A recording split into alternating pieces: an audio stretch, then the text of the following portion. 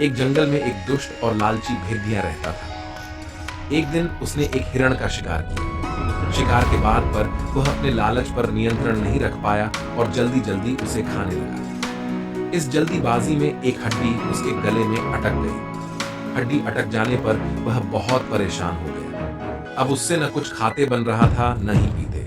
उसने बहुत कोशिश की कि किसी तरह हड्डी उसके गले से निकल जाए, लेकिन सारी कोशिश बेकार गई। अंत में उसने किसी से सहायता लेने का विचार किया।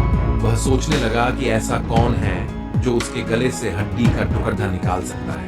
कुछ देर सोचने पर उसे सारस का ध्यान आया। सारस की लंबी गर्दन और चोंच थी। वह उसके मुंह में अपनी चोंच घुसाकर आसानी से हड्डी निकाल सकता था। बिना देर किए भेड़िया सारस के पास पहुंचा और बोला, सारस भाई, मेरे गले में एक हड्डी अटक गई है। क्या तुम अपनी चोंच से वो हड्डी निकाल दोगे? मैं तुम्हारा बहुत एहसानमंद रहूंगा और तुम्हें उचित इनाम भी दूंगा।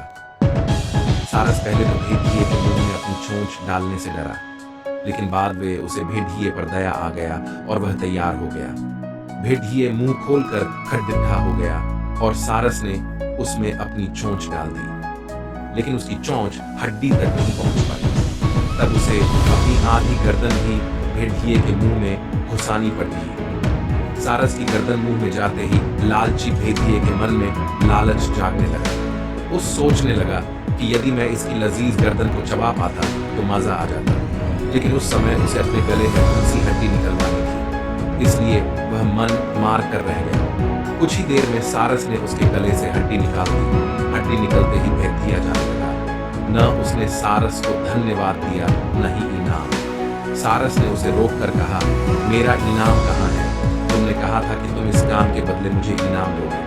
भेड़िया बोला, एक भेड़िए के मुंह में अपनी गर्दन डालकर भी तुम सही सलामत हो, क्या यह तुम्हारा इनाम नहीं है? इतना कहकर भेड़िया चला गया और सारस मुंह लटकाकर खड़ा रहा। सीख, लालची और दुष्ट व्यक्ति से कभी कृतज्ञता या पुरस्कार की अपेक्षा नहीं करनी चाहिए।